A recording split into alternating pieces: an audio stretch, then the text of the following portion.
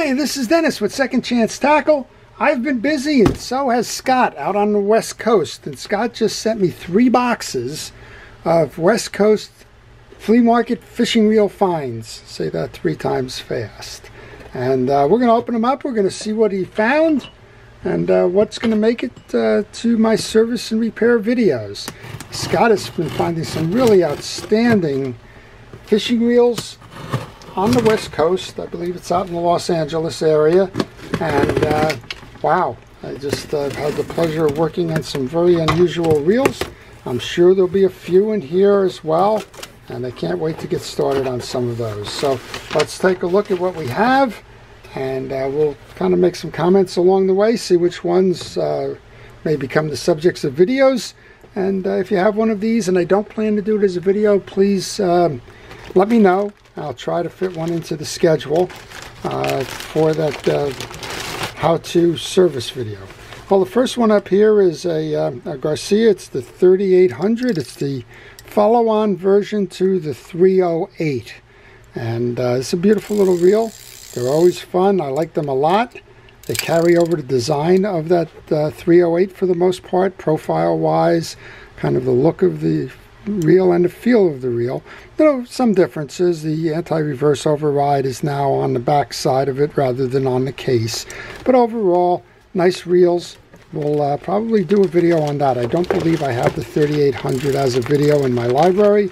I'll be all too happy to go ahead and do a service video on that, time permitting. Well, if you want to see these videos as I do them, I would encourage you to subscribe to my channel. If you do subscribe to my channel, please hit the notification button. That way you'll be able to see the videos that I do when they post, and you'll be able to make a decision as to whether you want to see them or not.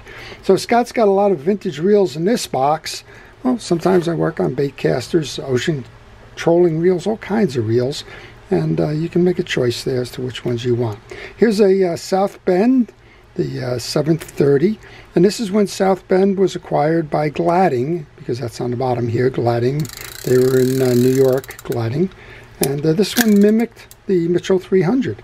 I'm going to check to see if I have one of those. He's got 2 of them here. Let's see what else is in this box. He sent me 3 boxes. Kind of crazy, but looks like a good day all around. Here's a Shimano 300 AX or AX 300. It's a rear drag reel. It's the largest, I believe, in that that series, the AX series. I just did the FX 400, which is large, but it does not have the rear drag. This one also has the quick trigger or quick fire. So as you go to cast, your hand is going to be grabbing the pole in the bottom of the reel. You're going to flip and release the bail so that you can cast without touching the line. It takes a little bit to get used to in terms of the mechanics behind it, the arm motion, but once you do, you never touch the line as you're casting. Well, those are 3 reels. Well, we may do that reel there. We have a larger, this is the 300, I think. Well, this is the 300A. And again, this is the kind of the same series here. It's the Garcia Mitchell 300A. It's a later one. This one may have been made in Taiwan, I'm not sure. No, this one's still made in France. And you'll find some of the later Mitchells were made in Taiwan. And same design, basically the same pieces and parts are manufactured, just a shift of location. So that's box 1, but he didn't stop there. Scott actually sent me 2 bigger boxes. And I thank Scott for all the paper towels that he puts in there. It saves me my paper towels when he fixes reels. Alright, let's see what's in this one.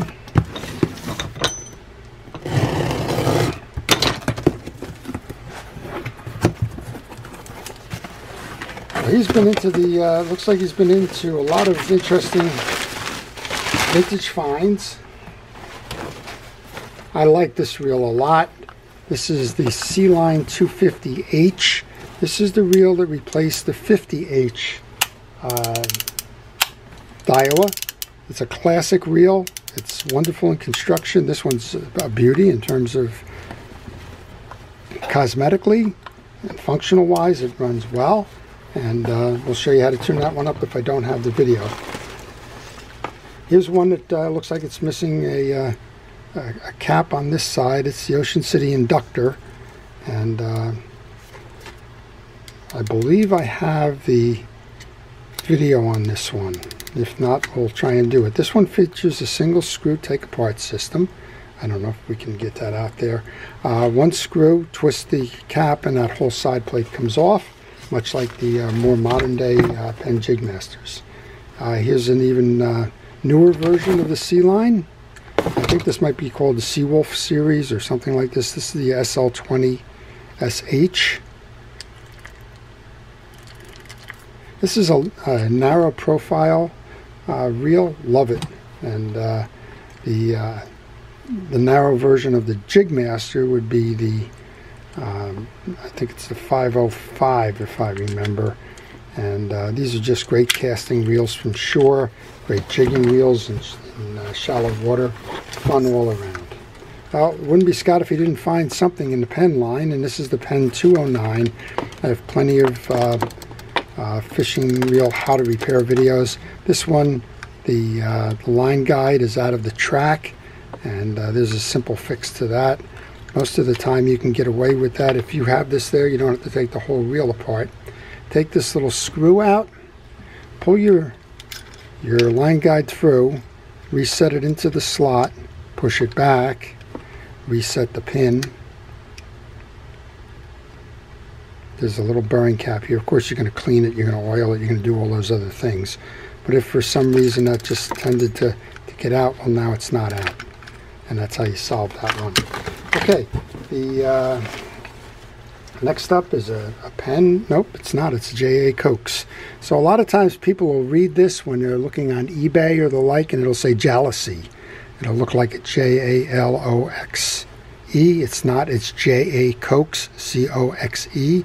Joseph Cokes. He was a reel manufacturer out in California. How appropriate that this was found in California. I like these reels. They're later reels, 40s and 50s. They're nice reels all around. Here's a Shimano. I think this might be the Charter Boat Special. It's hard to see. I can't read it on there. This might be the Charter Boat Special High Speed.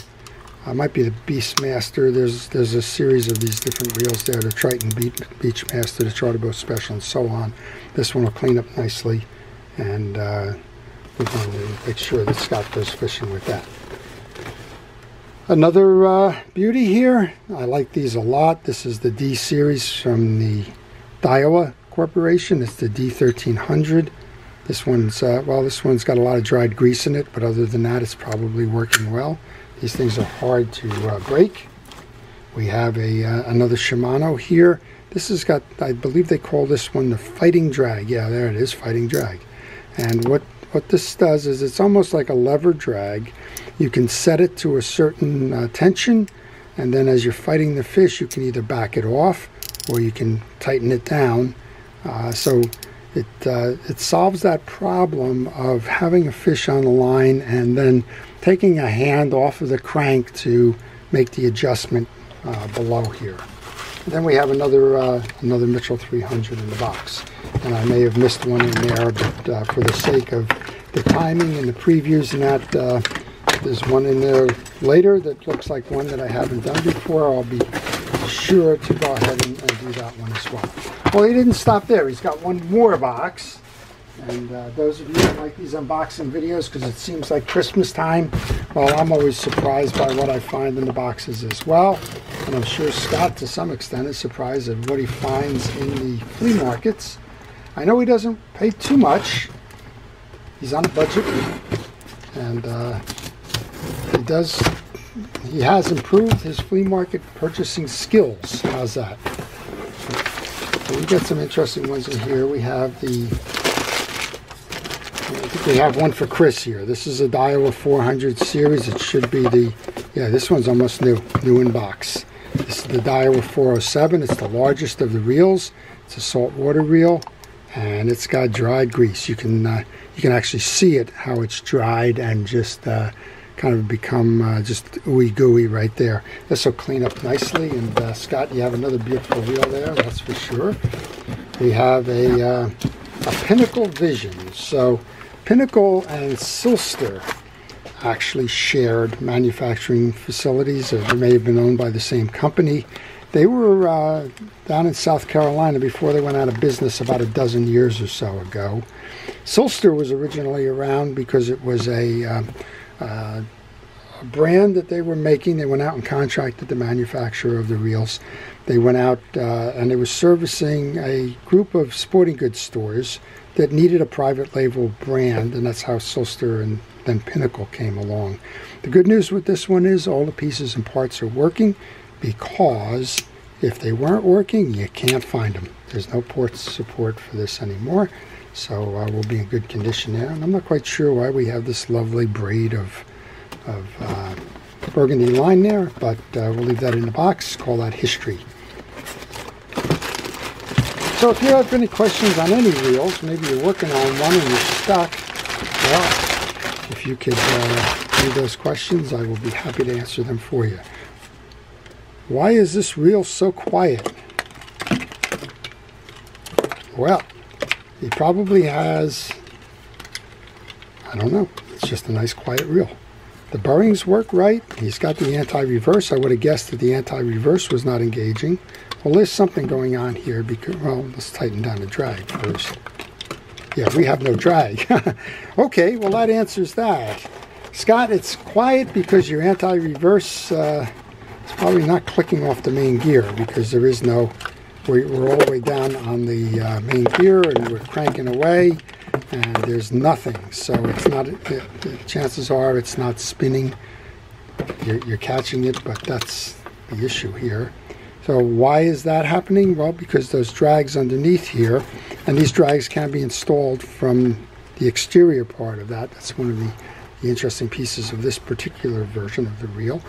Well, somebody didn't install them correctly, because these are all tightened down, which means usually that the eared washer from these drags is out of the groove inside the main gear, and that's what's causing it to not work properly. Other than that, sometimes it's just quirky that the anti-reverse doesn't make that banging noise on the gear sleeve. Now let's see, does he have two different ones with this burgundy and the white handle? What year? These are the 70s.